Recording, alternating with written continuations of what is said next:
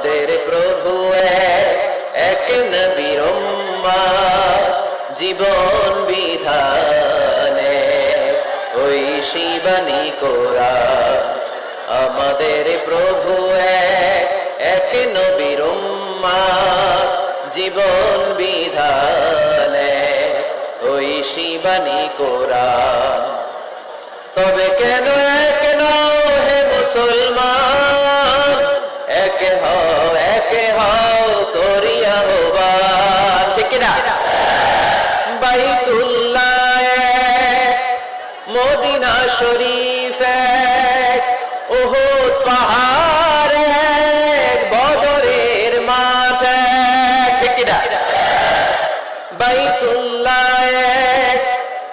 Medina শরীফ উহুদ পাহাড় বদরের মাঠে একটা তো জীবন আর মরণ যে একটাই একসাথে মিলে মিশে একটাই প্রাণ তবে কেন এক নও হে মুসলমান এক হও করিয়া আহ্বান আমাদের প্রভু এক নবীর উম্মত জীবন বিধানে ওই শিবানী কোরআন তবে কেন এক নও হে মুসলমান এক হও করিয়া আহ্বান ঠিক না সবাই আমরা এক ঐক্যবদ্ধ থাকতে হবে সীসা ঢালা প্রাচীরের মতো বিশ্বনবী এসেছেন মিলাতে বিষ্ণু ঈসা ইসলাম আলাদা করতে আসেন নাই আমরা আলাদা করতে পছন্দ করি আছে না নাই শুরুতেই জিজ্ঞেস করি তুই কোন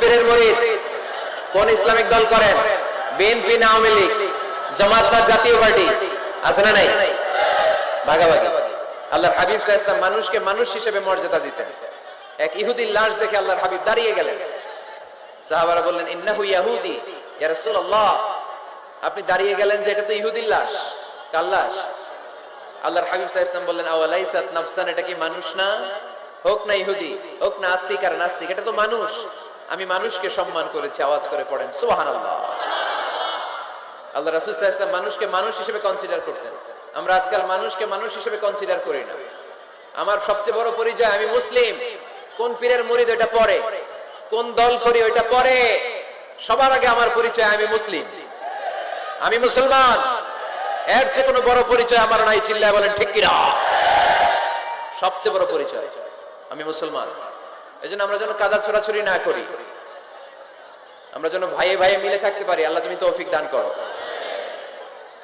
তো মুমিন জীবনে পরিবারের অনেক গুরুত্ব এজন্য আল্লাহ তাআলা বলেছেন নিজেও জাহান্নামের আগুন থেকে বাঁচো পরিবারকেও বাঁচাও আদেশটা কার আওয়াজ করে বলেন কার রব্বুল আলামিন বলেন ইয়া আইয়ুহাল্লাযীনা আমানু কু আনফুসাকুম ওয়া আহলিকুম নারা ওয়াকুদুহান নাস ওয়াল হিজারা আলাইহা মালাইকাতুন গিলাযুন শিদাদুন লা ইয়াসুনাল্লাহা মা আমারাহুম ওয়া ইয়াফআলুনা মা ইউমারুন সুবহানাল্লাহ পড়েন আল্লাহ ডেকে বলেন গোলাম নিজেরাও জাহান্নামের আগুন থেকে বাঁচো নিজেদের পরিবারদেরকেও জাহান্নামের আগুন থেকে বাঁচাও নিজেও জাহান্নামের আগুন থেকে বাঁচো নিজের মাকেও বাঁচাও নিজেও বাঁচো বাবাকেও বাঁচাও নিজেও জাহান্নামের আগুন থেকে বাঁচো নিজের স্ত্রীকেও বাঁচাও নিজেও জাহান্নামের আগুন থেকে বাঁচো নিজের সন্তান সন্ততিদেরকেও বাঁচাও ঠিক কি না নাকি আপনি একা জান্নাতে যেতে চান আমি জান্নাতে আমার বাবা জাহান্নামে এটা ভালো লাগবে আমি জান্নাতে আমার মা জাহান্নামে এটা আমরা চাই আমি জান্নাতে আমার স্ত্রী জাহান্নামে আমি জান্নাতে আমার ছেলেরা জাহান্নামে এটা চাই আমরা চাই সবাই মুমিন পরিবার দুনিয়াতে যেমনি একসাথে আমরা জান্নাতেও থাকবো একসাথে আওয়াজ করে বলতে হবে ঠিক কি না ও আনফুসাকুম ওয়া আহলিকুম নারা নিজেও জাহান্নামের আগুন থেকে বাঁচো পরিবারকেও বাঁচাও নিজেও জান্নাতি হতে হবে পরিবারের সব সদস্যদেরকেও জান্নাতি সদস্য বানাতে হবে এজন্য আল্লাহর হাবিবকে আল্লাহ পাক আদেশ করছেন ওয়ামুর আহলাকা বিসসালাতি ওয়াসতাবির আলাইহা ও নবী আপনি একা নামাজ পড়লেই হবে না আপনার কন্যা ফাতেমার নামাজের কথা বলেন আপনার কন্যা জাইনাবকে নামাজের কথা বলেন রুকাইয়াকে নামাজের কথা বলেন, উম্মে কুলসুমকে নামাজের কথা বলেন, আপনার প্রাণাধিক প্রিয় স্ত্রী খাদিজাকেও নামাজের কথা বলেন, আপনার স্ত্রী আয়েশারেও নামাজের কথা বলেন, ঠিক কি না? নামাজ একা বললে হবে না, আপনিও নামাজে যাবেন, সন্তানটারও নামাজে নিয়ে যাবেন। ফ্যামিলি, পরিবারকে ইসলাম এত গুরুত্ব দিয়েছে কেন জানেন? গোটা বিশ্বের সব জায়গায় যদি ইসলাম পালন নিষিদ্ধ হয়, আমার পরিবারের ভেতরে আমার ইসলাম পালনের সুযোগ আছে না নাই?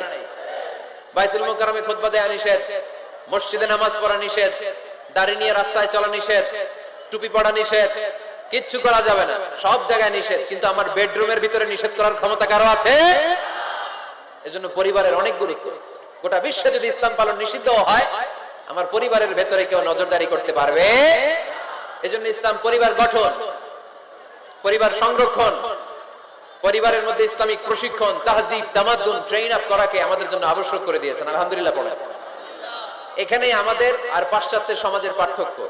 আমরা রক্ষণশীল, কিন্তু পাশ্চাত্যে এই পরিবার নাই। ওদের পরিবারগুলোতে, ওদের সমাজে দেখবেন যে ব্রোকেন ফ্যামিলির সংখ্যা বেশি, এরা বিয়ে করতে চায় না। আমরা বিয়ে করি, কারণ বিয়ে করা আমার নবীর সুন্নাহ, ঠিক কিনা?